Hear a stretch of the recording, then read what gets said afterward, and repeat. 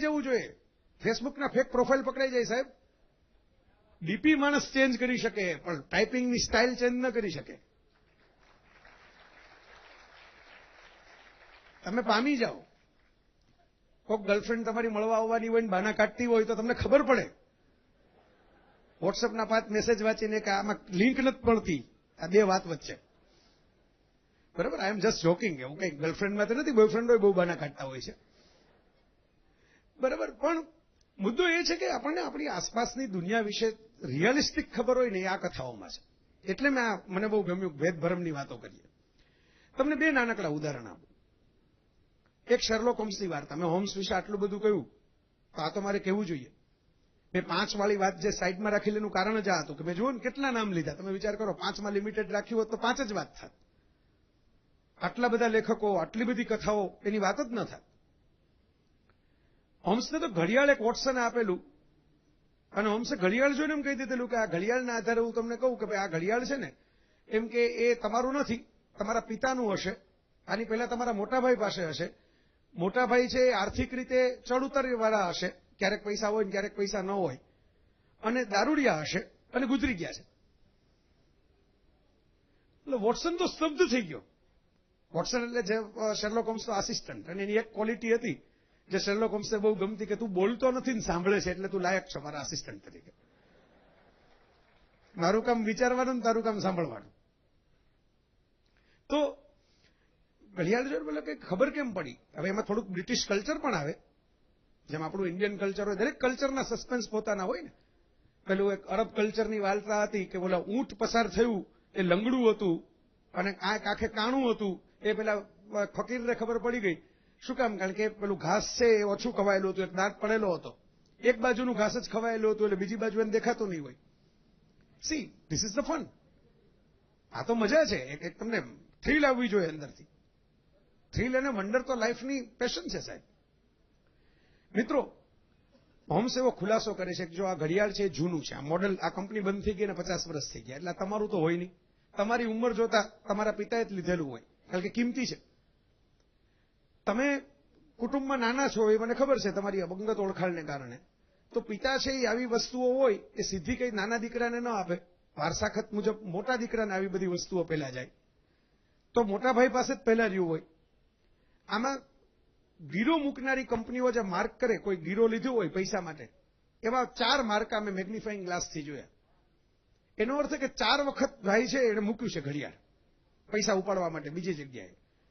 અને 4 વખત મૂક્યું છે એનો અર્થ પાછું ઉપાડ્યું છે. પૈસા થઈ ગયા, પાછું લઈ આવ્યા, પાછું પૈસા ખૂટી ગયા, પાછું મૂક્યું. એટલે આર્થિક ચડ ઉતર વાળી જિંદગી હશે. ઘડિયાળની ચાવી છે, આટલી કિંમતી ઘડિયાળ છે, એન્ટિક ઘડિયાળ છે, ચાવી સાવ ઢીલી પડી ગઈ છે. એટલે જે માણસ સતત દારૂ પીતો હોય એનો હાથ ધ્રુજતો હોય, અને હાથ ધ્રુજતો હોય એને કારણે ધ્રુજતા હાથે ચાવી આપે તો ચાવીનું પ્રેશર છે એ ફેરા રાખે એટલે ચાવી ઢીલી પડી જાય. અને તમે નાના છો છતાંય ઘડિયાળ તમારા પાસે છે એ બતાવે છે કે મોટાભાઈ જતા રહ્યા હશે એટલે પિતા પછી એમને આપ્યું હશે.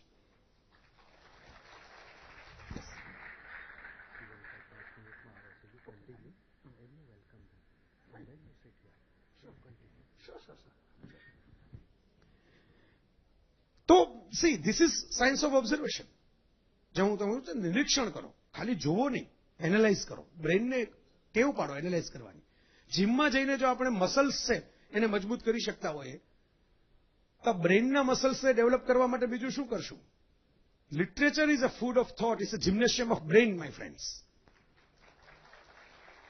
કોઈ પણ સારું સાહિત્ય, હું એમ નથી કહેતો ખાલી સસ્પેન્સ, કવિતા હોય, વાર્તા હોય, નવલકથા હોય, ફિક્શનનું કોઈ પણ સારું સાહિત્ય.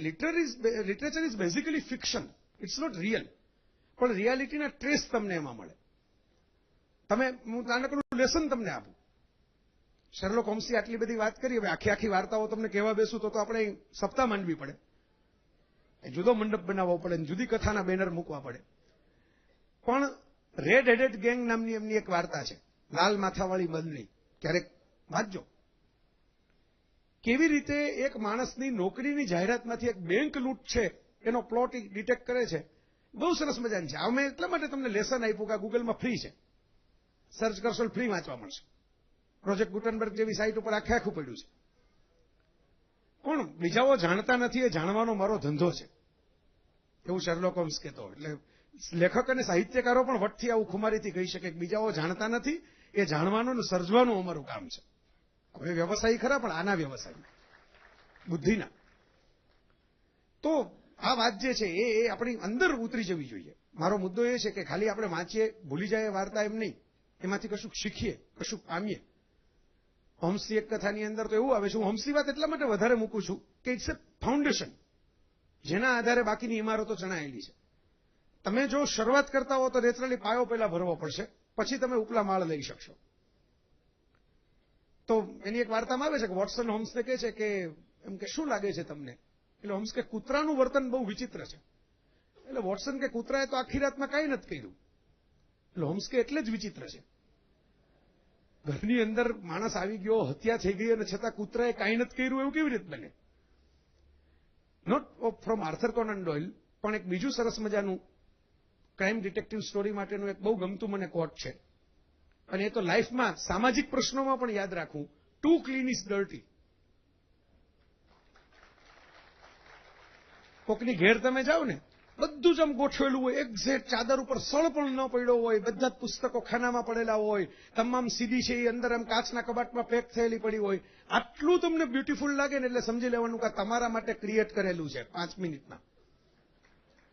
2 કલાક પછી આવું નહીં હોય, તમે જતા રહેશો જમીન પછી. ઘર આવું હોય જ નહીં, આવું હોટલ હોય. ઘરમાં તો 5-6 વસ્તુ આમ તેમ પડી હોય, એક ચમચી આમ હોય ને એક ગ્લાસ આમ હોય, એવું હોય. To clean is dirty.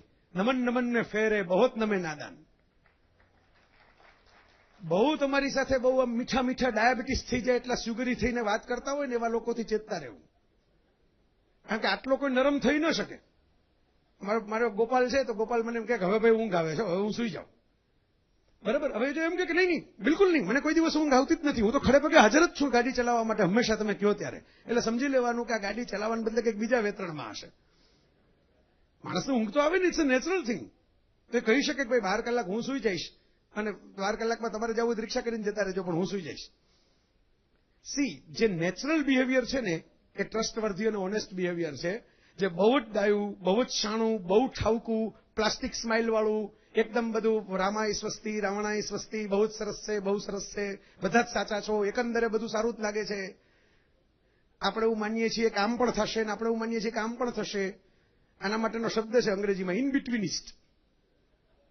બે બાજુ ઢોલકી વગાડવા વાળા.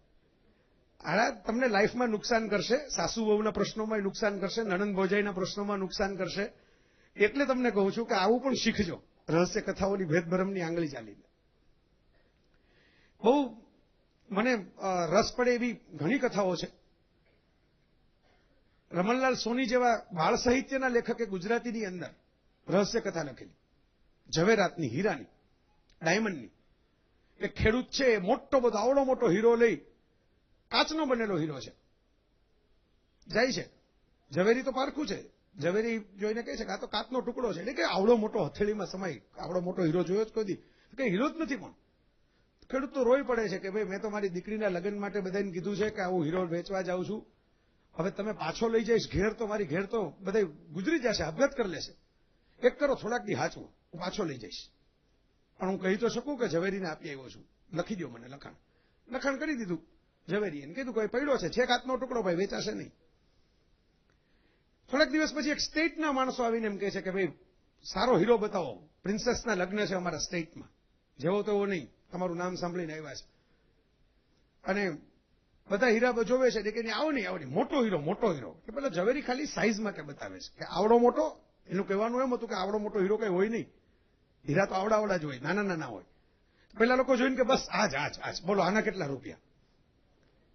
એટલે ઝવેરી કે પણ એ તો કહેવા જાય છે કાચ છે, તોય પેલા કહે છે કે રૂપિયા કેટલા? એટલે એમ કે 5 લાખ.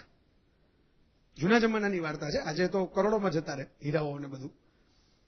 તો પેલા કહી દે છે કે હા, પણ એ કે અત્યારે તમે લઈને નથી આવ્યા, પણ અમે તમને 5000 કેશ આપતા જાય, વાનાખત કરી દો અને એડવાન્સ પેમેન્ટ અમને લખાણ કરી દો, આ હીરો લેવા માટે અમે આવશું પૂરા 5 લાખ લઈને. 2 દિવસ પછી ઓલો ખેડૂત આવે છે કે મારો ઓલો હીરો પાછો આપો, દીકરીને લગ્ન પૂરા થઈ ગયા, હવે દીકરી ગઈ સાસરે. ઝવેરીએ તો 5000 રોકડા લઈને વાનાખત કરેલું છે એડવાન્સ પેમેન્ટ લઈને, હીરો આપી દઈશ. એટલે કે ભાઈ હીરો તો મને હું રાખી લીધો મેં. એટલે કે તમે તો કહેતા હતા કાચનો ટુકડો છે. એટલે ઝવેરી કે ભાઈ કાચનો ટુકડો છે તો મને તો ગમે આવું બધું સાચવવું ના અંતે. તો ખેડૂત કે પણ તો તમે રાખી લ્યો તો તમે લખાણ કરી દીધું છે, આમ મફતમાં થોડો રાખી લેવાય. એટલે ઝવેરી કે તો તને આપું ને પૈસા, એમાં શું? એટલે ખેડૂત કે તો 25,000 આપો. ઝવેરીને થયું કે 5,000 તો ઓલા આપી જ ગયા છે, બરાબર, 20,000 એને આપી દો, બરાબર, આપણે તો 5 લાખ મળવાના છે એમાંથી. આપી દીધા. ખેડૂત ગયો ને સ્ટેટ વાળા કોઈ દેખાણ જ નહીં.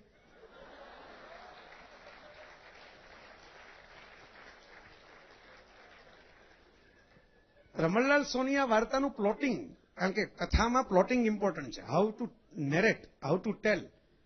કોઈ પણ ડિટેક્ટિવ કથા હોય ને એમાં ઘણી બધી એલિમેન્ટ આવે, પ્લાન આવે, પ્રિપેરેશન આવે, મેં કહ્યું એમ મોટિવ આવે, ક્રાઇમ સીન આવે.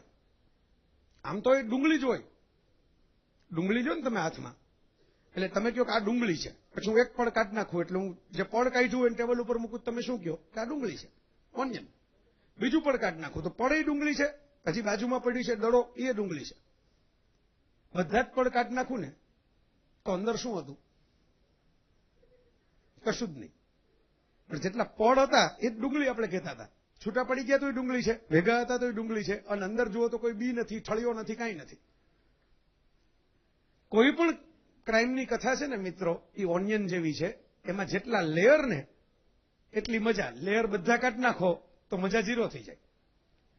એટલે રમણલાલ સોનીએ આ વાર્તાને પણ એક લેયર આપ્યું છે. મેં તમને કઈ એટલી સિમ્પલી ટેલ નથી કરી.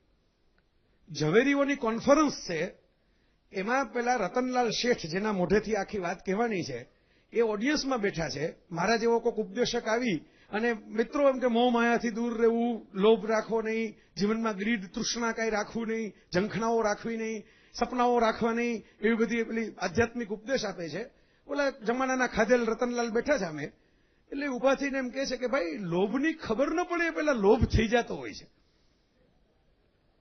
લોભની ખબર તમને નથી પડતી, પણ લોભ થઈ જતો હોય છે એની પહેલા.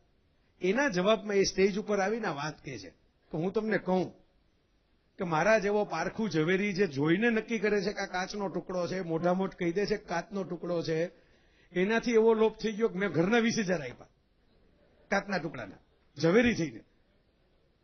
એટલે બધા આ તો વાત સાંભળવામાં સારી જ લાગે, કોઈ દી ગ્રીડ રાખવી નહીં, તૃષ્ણા રાખવો નહીં, મોહ રાખવો નહીં, પણ મહાપુરુષોથી એ થઈ જતું હોય છે. એને ક્યાંક ને ક્યાંક કોઈક નબળી કળી, કોઈક પ્રેમની કોઈક એવી ક્ષણ આવી જતી હોય છે. મિત્રો, હવે તો મેં તમને ઝલકો આપી છે, એક અંગ્રેજીની આપી, એક આપણા વારસાની આપી. યસ યસ, આપણે રેડી જ છીએ. દરેક સસ્પેન્સ કથામાં નવી નવી લેયર ઉમેરાય છે.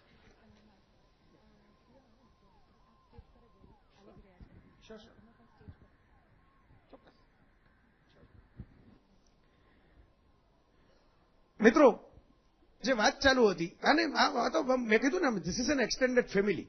આમ તમે હજી મારે એક ક્લિક કરવાની છે, એટલે હું પણ એક ક્લિક કરી જ લઉં, બરાબર. કે મને એવો આનંદ થાય કે તમે વિચાર કરો, ગયા વર્ષથી અમે આવી યાદો મૂકી હતી મારા સ્ટેજ ઉપર. આગળ વાત ચાલુ છે આપણે, વાત બંધ નથી થઈ ગઈ, ચિંતા કરતા નહીં. કથામાં છેલ્લા પાનાઓ ફાડીને જ નાખ્યા કોઈ. મારે તો એટલા માટે કહેવું છે કે આ મને તમને એમ લાગે કે ના એ તો આત્મશ્લાઘા થઈ, પણ આત્મશ્લાઘાની રીતે હું નથી કહેતો. હું એમ કહું છું કે શબ્દો છે એને તમે ઓનેસ્ટલી, નિખાલસતાથી, બને એટલી પારદર્શકતાથી અને કન્વિક્શનથી, ઇન્ટેગ્રિટીથી લોકો સામે મૂકો તો લોકો કેટલો પ્રેમ કરે ને એના પુરાવા છે. આ દરેક સર્જકને લાગુ પડે, ખાલી મને લાગુ નથી પડતું. એકથી બીજી જગ્યાએ કેટલા પ્રેમથી આવીને પહાડ પાદા પાછળ ઉભા છે અમુક મિત્રો. તો ઉભા રહેવા વાળો પાછળથી છટકી જાય ને કે બિરબલના લોટામાં એક મારું દૂધ ન પડે કઈ વાંધો નહીં, હું તો આમ જતો રહું ને, બરાબર. પણ આ મારે સેલ્યુટ કરવી હતી, એટલે એ મેં તમને કરી દીધી.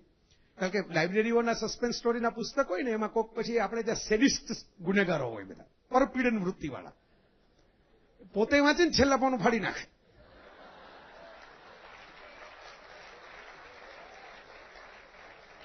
એટલે પછી જે તમારી હાલત થાય ને, જો વાંચક તમે પાકા હો તો તમને અનુભવ થઈ ગયા હશે. અમારા તાવડામાં કોઈ તળતા ન હો તમને આમ આમ કરીને, એવી હાલત થાય. એટલે ઘણા આપણે કંઈક ઇમ્પોર્ટન્ટ મેસેજ કર્યો હોય અને 2 બ્લુ ટીક ન થાય વોટ્સઅપમાં, તો આખી રાતના ઉજાગરા થઈ જાય કે થાશે કે નહીં થાય, થાશે કે નહીં થાય.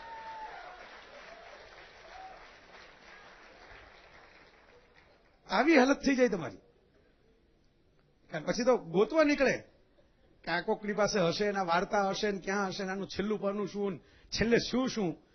એટલે આપણે તમે કીધું ને ક્રિએટિવ પ્રજા છે.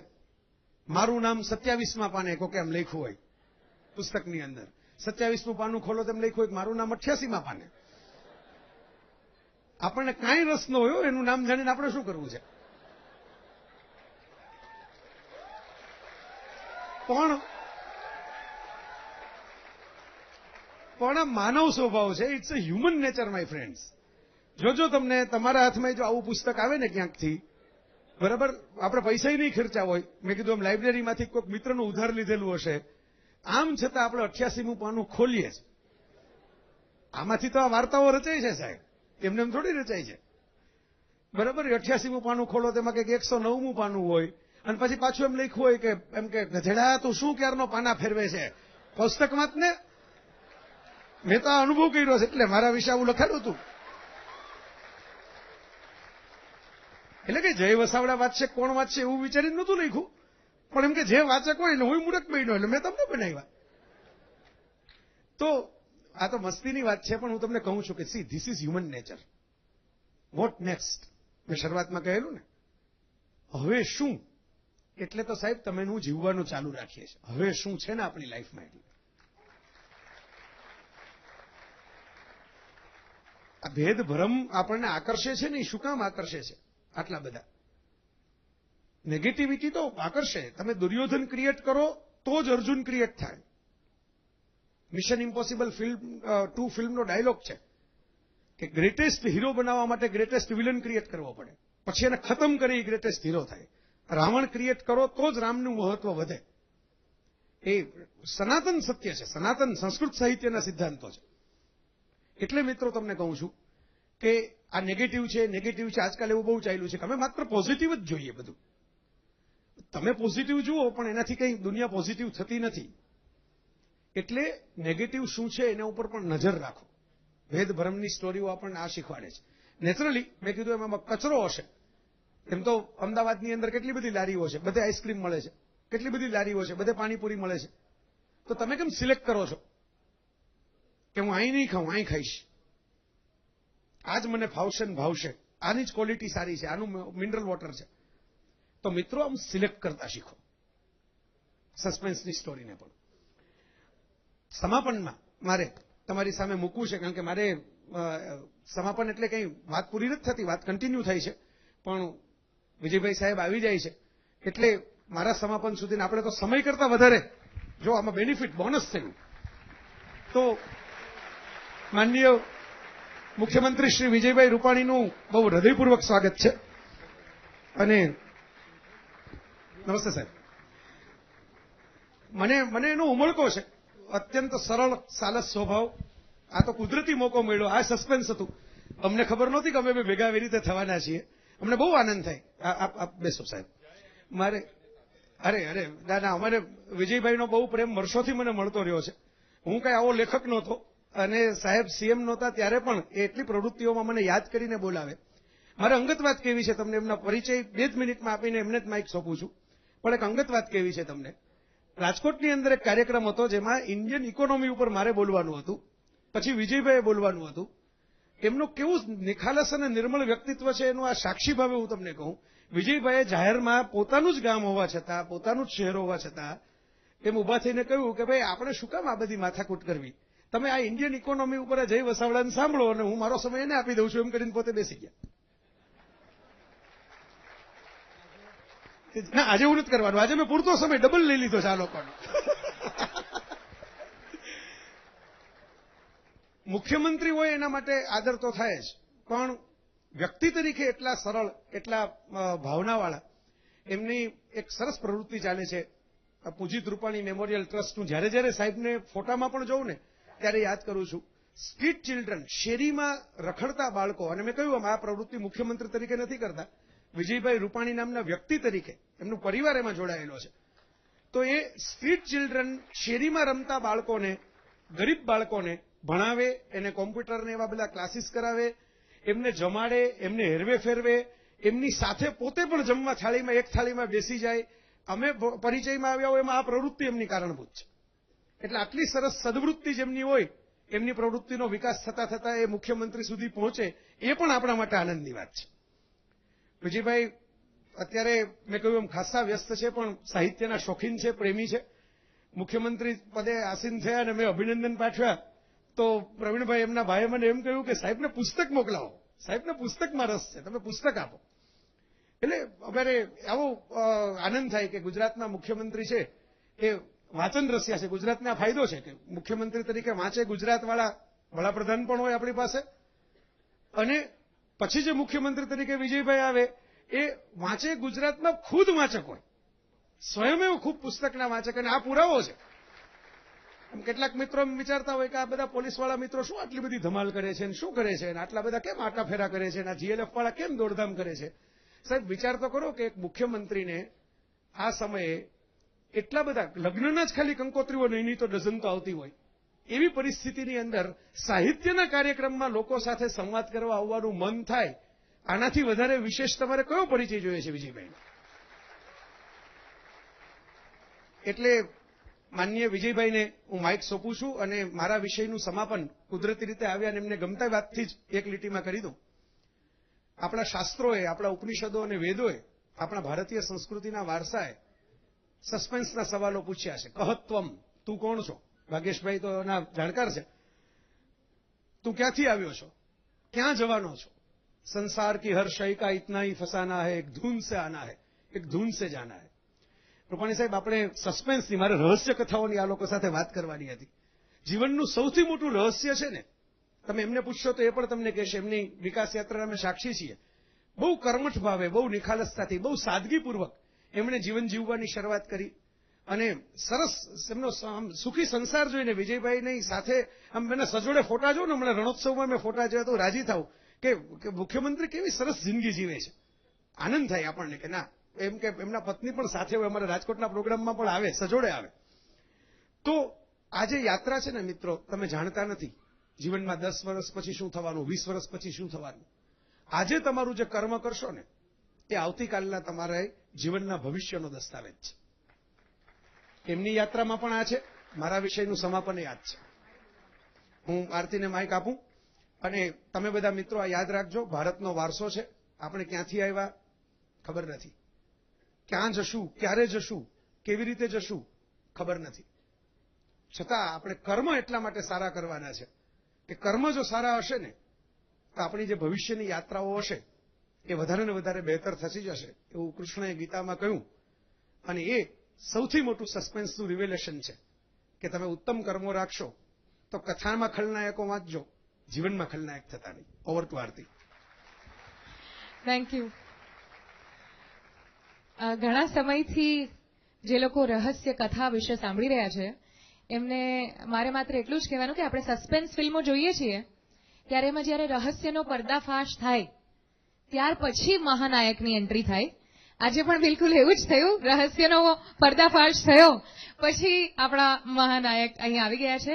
વધારે સમય લીધા વગર આપણી સાથે સાહિત્ય અકાદમીના વડા ભાગ્યેશભાઈ ઝા છે, એમને હું વિનંતી કરીશ કે ગુજરાત લિટરેચર ફેસ્ટિવલના 200 સ્પીકર્સ, અમારા બધા જ વક્તાઓ તરફથી સાહેબનું ખૂબ ખૂબ સ્વાગત કરે.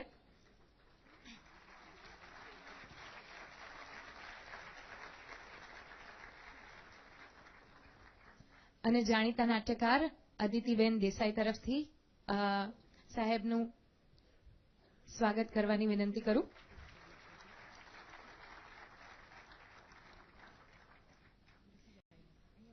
અને હવે તમે છેલ્લા 2 દિવસથી જે અમારો ફેસ્ટિવલ એન્જોય કરી રહ્યા છો, this is a 4th season. આ દરેક સિઝનની સાથે સાથે અમે વધારે ને વધારે મોટું સ્વરૂપ આપવાની કોશિશ કરી રહ્યા છીએ.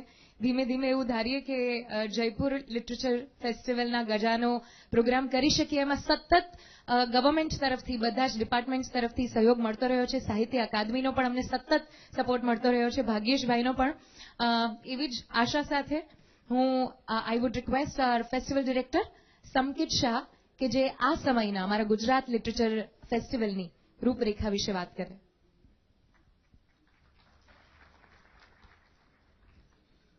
ખૂબ ખૂબ આભાર આરતી, ખૂબ ખૂબ આભાર વિજયભાઈનો.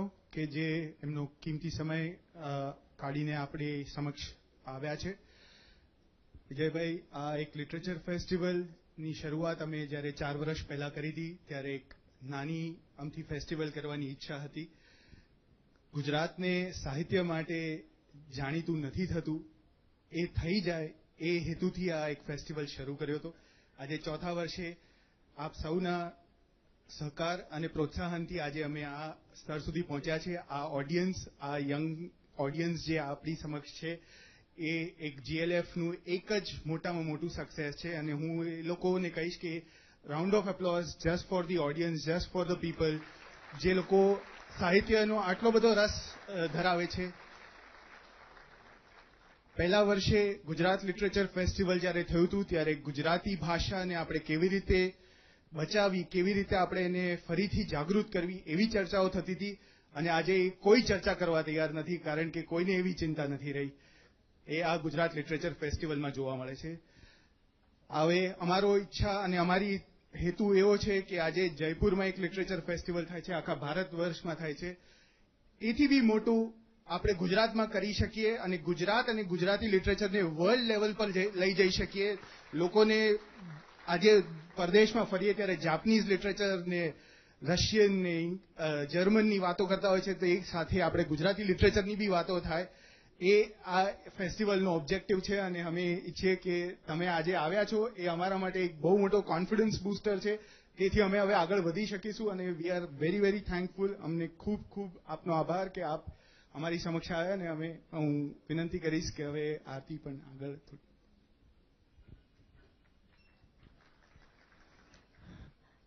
GLF તરફથી અદિતિબેન અમારી ટીમ તરફથી એમનું સ્વાગત કર્યા બાદ અને સંકેત જે અમારા ફેસ્ટિવલ ડિરેક્ટર છે એમની વાત સાંભળ્યા બાદ એક ખૂબ જ સરસ કોન્ટેસ્ટ કરેલો આપણે અહીંયા બુક ક્લબ સાથે મળીને. લેખ નામનો આ કોન્ટેસ્ટ હતો જેમાં શોર્ટ સ્ટોરીઝની સ્પર્ધા હતી અને બહુ જ બધા યંગસ્ટર્સે જબરદસ્ત ઉત્સાહ સાથે ફરીથી લખ્યું છે, ખૂબ સુંદર લખ્યું છે. એના 2 વિનર્સને હું સરને વિનંતી કરીશ કે પ્લીઝ એમને નવાજે અને એમને પ્રાઇઝીસ આપે. We have the winners with us, Radhika Tiku અને સંદીપા ઠેસિયા. રાધિકા ટીકુ અને સંદીપા ઠેસિયા. અથવા તો we can welcome Karan from book club. Karan, if he is here from book club to please come on stage and receive the prize, please.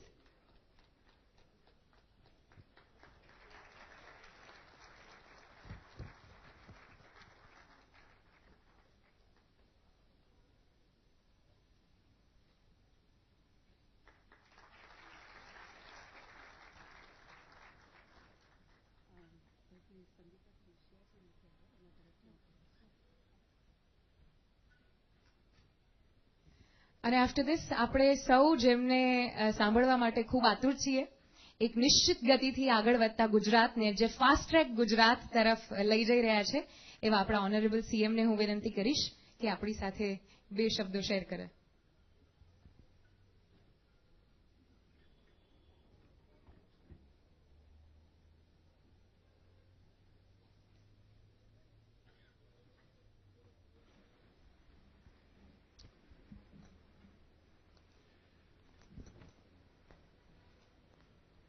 સાહિત્યના મંચ ઉપર ઉપસ્થિત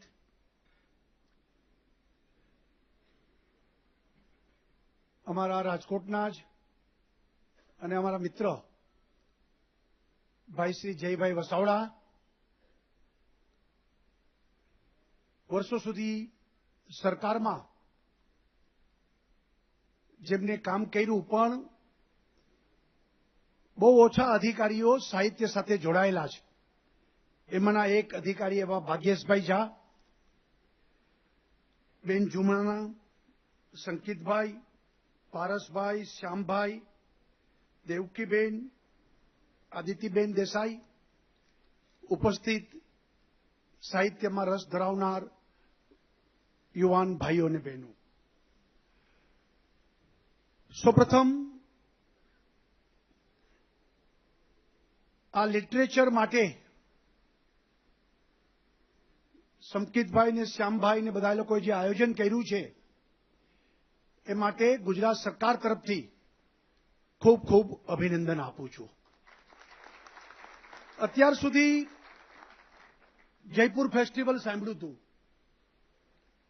પરંતુ ગુજરાતમાં પણ ગુજરાતી સાહિત્યને ધ્યાનમાં રાખીને આ લિટરેચર ફેસ્ટિવલ એ ગુજરાતમાં પણ સફળતાપૂર્વક થાય અને છેલ્લા 4 વર્ષથી જે જહેમત ઉઠાવી છે એ માટે ખરેખર ધન્યવાદને પાત્ર છે. કારણ કે સાહિત્ય એવી વસ્તુ છે, જયભાઈએ થોડાક વધારે મારા વખાણ કર્યા છે, પરંતુ સાહિત્ય અને સાહિત્યનો વારસો એ જો જળવાશે નહીં તો આપણે આપણી અસ્મિતા ભૂલી જાશું. અને એટલા માટે ગુજરાતી સાહિત્ય અને એના આધાર ઉપર આપણે આપણી સંસ્કૃતિ અને અસ્મિતા, આપણી વિરાસત એને જાળવવા માટે આપણે સૌએ કટિબદ્ધ બનવું પડે. ખરેખર તો આ કામ સરકારે કરવાની આવશ્યકતા હતી, પરંતુ એને બદલે શ્યામભાઈ, સંકિતભાઈ ને બધા જે મહેનત કરી રહ્યા છે એ અતિ અગત્યનું છે. વડાપ્રધાન નરેન્દ્રભાઈ મોદીએ વાંચે ગુજરાત સુધી વાતને લઈ ગયા અને એ સમયે પણ પુસ્તકો, ફૂલોથી ને પુસ્તકોથી સ્વાગત કરવું, વાંચે ગુજરાતના સંદર્ભમાં ગુજરાતના બધા પ્રકાશકોને મોટિવેટ કર્યા, લેખકોને પણ આમાં જોડ્યા. લોકો વાંચે અને જ્યારે સદગુરુની ખામી હોય, કે છે ને કે ગુરુ વગર જ્ઞાન નકામું, અને હવેના સમયમાં ગુરુ ગોતવાય અઘરા પડે, અને એવે વખતે સ્વાધ્યાય અને વાંચન એ મહત્વનો ભાગ ભજવે છે. આજે ફેસ્ટિવલમાં અલગ અલગ વિષય ઉપર જે લોકો વક્તાઓ છે એ આજના યુગના ગુરુ છે, કારણ કે એમની વાતમાંથી જ આપણે વાત લેવાની થાય છે. અને સ્વાધ્યાય અને વાંચન એ જ દિશા અને આપને બોધ આપે. અને એવે વખતે કનૈયાલાલ મુનશીથી શરૂ કરી અને ઠેઠ રઘુવીરભાઈ ચૌધરી સુધી, કે પછી હાસ્ય રસમાં વિનોદ ભટ્ટ સુધી, આ બધા લોકોને આપણે વાંચવા પડે, સત્સંગ કરવો પડે, ગુણવંતભાઈ શાહને એના પુસ્તકોમાં માણવા પડે. કારણ કે હવે સિલેબસ સિવાય વ્યક્તિ પોતાના કેરિયરમાં, અભ્યાસક્રમમાં તો બધું કરે, પણ એની દુનિયાની બહાર એ એમને આપણે જોવા પડે. મારા જીવનમાં રહસ્ય એ જ વાતનું છે, જે આજે રહસ્ય કથાઓ અહીંયા થઈ છે, તો મને વાંચવાનો બહુ શોખ નહોતો, હું સહજ સ્વીકારું છું. પરંતુ નાનપણથી જ ભવિષ્યનું રહસ્ય શું હશે મને ખબર નહીં, પરંતુ રાષ્ટ્રીય સ્વયંસેવક સંઘના સ્વયંસેવકને કારણે સમાજ અને રાષ્ટ્ર માટે કંઈક કરતા જાવું એવા નાનપણથી ભાવ હોવાને કારણે આ રાજકીય મોમેન્ટમાં અમે લોકો આવી ગયા. અને એ વખતે જ્યારે મારી ઉંમર 17-18 વર્ષની હતી ત્યારે નવનિર્માણ આંદોલન થયું, અને એમાં સૌરાષ્ટ્રમાં અમે લોકોએ આગેવાની લીધી હતી. અને ત્યાર પછી જયપ્રકાશ નારાયણનું બિહાર આંદોલન અને સંપૂર્ણ ક્રાંતિની વાત ભ્રષ્ટાચાર સામેની, એમાં પણ અમે લોકો આગેવાન હતા. અને જયપ્રકાશ નારાયણ સાથે પણ સભાઓ સંબોધી હતી એ દિવસોમાં. અને પછી ઇમરજન્સીમાં જેલમાં જવાનું થયું. અને એ વખતે 1 વર્ષ સુધી જેલમાં રહેવાનો સમય વિતાવવો પડ્યો. હું ભુજની જેલમાં હતો ત્યારે અમારા એક વડીલે બીજે જ દિવસે જેલમાં અમને 3 થી 4 યુવાનોને બોલાવ્યા કે છોકરાઓ, તમને એક સાચી સલાહ આપું. કીધું અમારા માટે આદરણીય હતા, આપને અધિકાર છે કીધું. તો કે આ અમૂલ્ય સમય મળ્યો છે, આવો સમય બીજી વખત નહીં મળે. દિવસો વેડફી ન નાખતા, થાય એટલું વાંચન કરી લેજો. અહીંયા આટલો વાંચવાનો સમય બહાર જીવનમાં મળશે નહીં.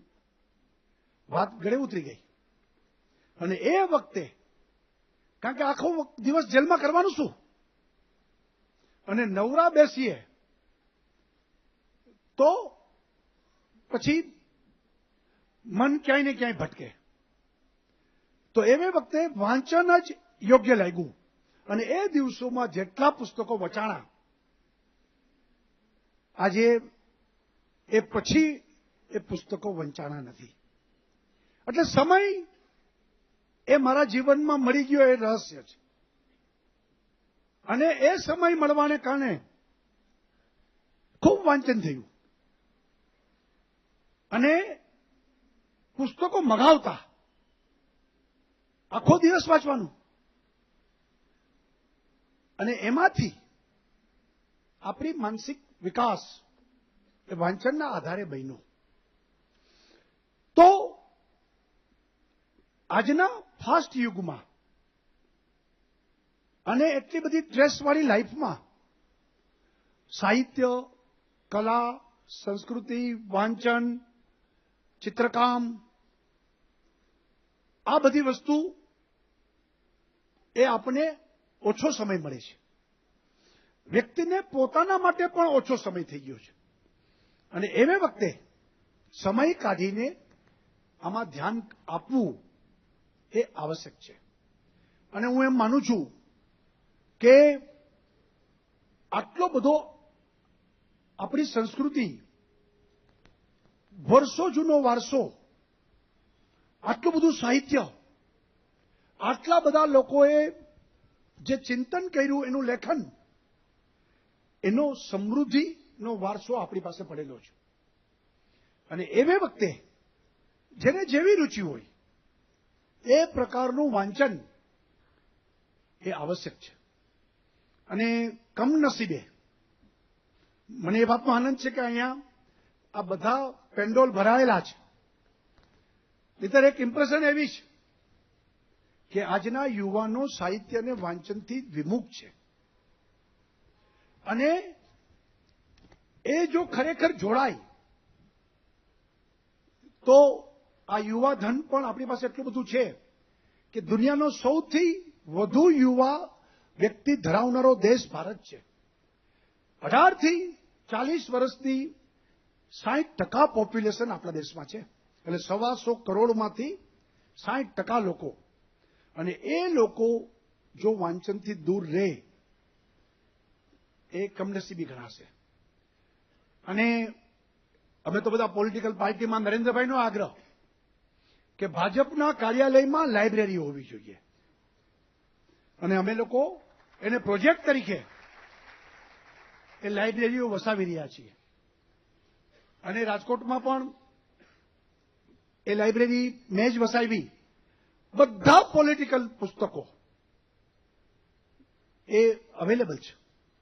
બધી પાર્ટીના રાજકીય ઠરાવો એ અમારે ત્યાં અવેલેબલ છે. વર્ષો જૂના, જનસંઘ વખતથી માંડીને આજ દિવસ સુધી, કોંગ્રેસથી માંડીને કોમ્યુનિસ્ટ પાર્ટી સુધી. પણ કમનસીબી છે કે બહુ ઓછા કાર્યકર્તા વાંચે છે. અને એટલા માટે આ પ્રકારના ફેસ્ટિવલો આ વૃત્તિને જગાડે એ જરૂરી છે.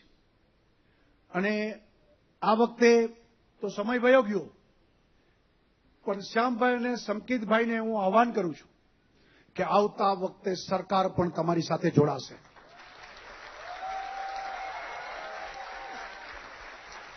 અમારે ત્યાં પણ અમારે ત્યાં પણ યુવક અને સાંસ્કૃતિક વિભાગમાં ફંડ્સ પણ હોય છે અને સરકાર એ બધા ઇન્ફ્રાસ્ટ્રક્ચર માટે તમને જોડાશે. ઇટ મીન્સ બાકી બધું તમે કરજો, પણ જે કાંઈ ખર્ચ કરવાનો હશે, આને વધુ જ્ઞાનગાલા કરવાનું હશે, વધુ જગ્યાએ કરવાનું હશે, તો મૂંઝાતા નહીં, સરકાર ખર્ચ કરશે. અને ગુજરાતનો જે વિકાસ થઈ રહ્યો છે, નરેન્દ્રભાઈ જ્યારથી મુખ્યમંત્રી હતા ત્યારથી ગુજરાત વિકાસની ચરમસીમાએ છે. દુનિયા આખીનું ધ્યાન ગુજરાત તરફ છે. ત્યારે માત્ર ને માત્ર આર્થિક અને ઇન્ફ્રાસ્ટ્રક્ચરનો વિકાસ નહીં, પરંતુ ગુજરાતના સાહિત્યનો પણ વિકાસ, ગુજરાતની કલાનો પણ વિકાસ, ગુજરાતની વિરાસત એ વધુ ઉજ્જવળ બને, આ બધી બાબતમાં ગુજરાત પાછું ન રહે અને લોકો ગુજરાતને એ રીતે ગુજરાતી તરીકે ઓળખે. અને લોકસાહિત્યથી માંડીને એ વખતે એ કનૈયાલાલ મુનશીના સોમનાથના પુસ્તકો, એ મનુભાઈ પંચોળી દર્શકના સોક્રેટિસથી માંડીને એ બધા પુસ્તકો, આજે પણ બાપભાઈ વૈદના જે સસ્તું સાહિત્યના પુસ્તકો અને ખાંડેકરના બધા ગુજરાતી પુસ્તકો, એ અમૂલ્ય વારસો આપણી પાસે પડેલો છે કે એ બધા પુસ્તકો અને એના આધાર ઉપર લોકો પોતાના જીવનમાં સંસ્કારોની પ્રાપ્તિ કરે, વિચારોની વિશાળતાના ફલક ઉપર લઈ જાય અને એના આધાર ઉપર વ્યક્તિનો પોતાનો વિકાસ થાય. આર્થિક વિકાસની સાથે મેં કીધું એમ આ વિકાસની પણ આવશ્યકતા છે અને એમાં ગુજરાત પાછું ન રહે એ સરકારની પણ જવાબદારી છે. અને એટલા માટે મેં આહવાન કર્યું છે કે આવતા વખતે તમે લોકો નક્કી કરજો, સરકાર જોડાશે માત્ર તમને મદદ કરવા માટે અને આનો વ્યાપ વધે અને લોકો, હું તો ખાલી ગુજરાતના લોકો નહીં, દુનિયાભરમાં વસતા ગુજરાતીઓ આ કાર્યક્રમમાં આવે અને એ લોકો પણ અહીંથી પ્રાપ્ત કરીને જાય. એ પ્રકારની સાહિત્યની સંગતો જામે, એ બેઠકો એવી રસપ્રદ બને કે લોકો એને વખતો વખત સુધી માણે અને વાગોળે. આ પ્રકારના આ કાર્યક્રમો થાય એમાં અમે તમારી સાથે છીએ. પુનઃ આયોજકોને ખૂબ ખૂબ અભિનંદન આપું છું. જે પાયાનું કામ, બેઝિક કામ આપ સૌએ કર્યું છે અને જરૂર પડશે તો કાર્યક્રમ એ પ્રકારનો આપણે જો એ હાઈટ ઉપર લઈ જશું તો કાર્યક્રમમાં નરેન્દ્રભાઈને પણ લાવીને આ સાહિત્યની બાબતમાં બધાને જોડીશું. કારણ કે નરેન્દ્રભાઈ સાહિત્યનો જીવ છે. ઘણી વખત તો નરેન્દ્રભાઈ પોતે વાત કરે છે રહસ્યોની, અમને પણ લાગે ઘણી વખત એમ થાય કે હાલો આધ્યાત્મિક જ છે ને આમાં ક્યાંથી આવી ગયા, સાહિત્યક છે ને આમાં ક્યાંથી આવી ગયા. અને રાજકારણીઓમાં પણ બધા માને છે કે આ એ ગુરુ છે, આ રાજકારણી પાકા છે. તો આ પ્રકારનું એનું જે વ્યક્તિત્વ છે એ વ્યક્તિત્વ એમાં સાહિત્યનું પણ એનામાં ઘણું બધું છે. તો એ બાબતમાં પણ આપણે એમને જોડી શકીએ તો આ પ્રકારના ભવિષ્યના કાર્યક્રમો બને. મને તો ગઈકાલે જ વાત થઈ હતી, મેં તો હું ચોક્કસ આવીશ. હું એમ માનું છું કે ઘણા બધા કાર્યક્રમોમાં અમે જાય છીએ, પણ આવા દુર્ભાગ્ય જેને કહીને કે આવા કાર્યક્રમોનું અમને મળતું નથી. ઘણા બધા કાર્યક્રમો જાય છે પણ એક ફોર્માલિટીઝ હોય છે કે અમે આવ્યા ને વેલકમ થયું ને ભાષણો કર્યા. પણ આ પ્રકારના કાર્યક્રમો કે જે ખરેખર લાઈવ અને જીવંત છે, જે કાર્યક્રમોનું પણ એક મહત્વ છે, તો હું ન આવ્યો હોત તો મને અફસોસ રહેત. આપ સૌને મળવાનો આનંદ થયો. આપ બધાને ખૂબ ખૂબ શુભેચ્છા પાઠવું છું અને આપણું ગુજરાતી સાહિત્ય એને આપણે ખૂબ આપણા સાહિત્યને આપણે બધા વધુ સમૃદ્ધ બનાવીએ એ જ અપેક્ષા. આભાર, ધન્યવાદ. જય જય ગરવી Gujarat. Thank you so much sir. તમે જેવું આ આહવાન કર્યું અને અમને સપોર્ટ આપવાનું પ્રોમિસ કર્યું છે, મેં જોયું અહીંયા 360 ડિગ્રીઝ જેટલા પણ ચહેરાઓ બેઠા છે, ચશ્માની ગ્લેર છે ને એનો પ્રકાશ પણ વધી ગયો. બધાના ચહેરા પર ચમક આવી ગઈ એક સાથે. Everybody looked very happy. તમારા ભાલ પ્રદેશ પરથી જે રિફ્લેક્ટ થાય છે લાઇટ, એ પણ વધી ગઈ. So thank you so much. આપણે વિરમીએ પહેલા હું સાહેબને વિનંતી કરીશ કે સાગર શાહ, જેમને અમને આ પ્રોગ્રામ યોજવામાં ખૂબ જ મદદ કરી છે, ખૂબ જ હેલ્પ કરી છે, એમનું સ્વાગત આપણે એક પુસ્તક સાથે કરીએ.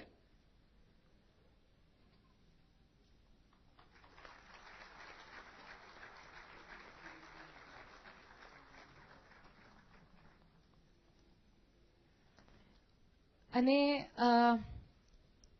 જુમાનાને હું વિનંતી કરીશ કે એક પેઇન્ટિંગ, જે સાહિત્યને લગતું પેઇન્ટિંગ છે, એની સાથે આપણે સરનું અભિવાદન કરીએ.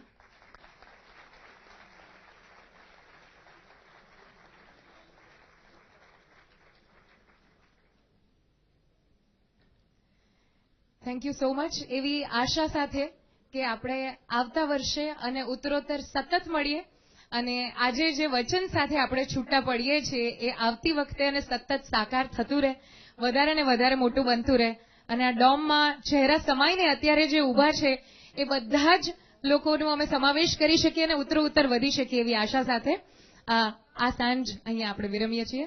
Thank you so much for being with us and being such a great audience.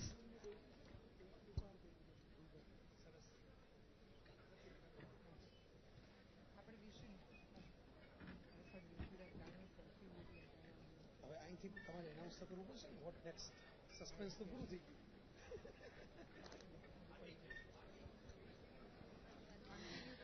અને હવે આ વેન્યુ પર યસ, જયભાઈ તૈયાર છે.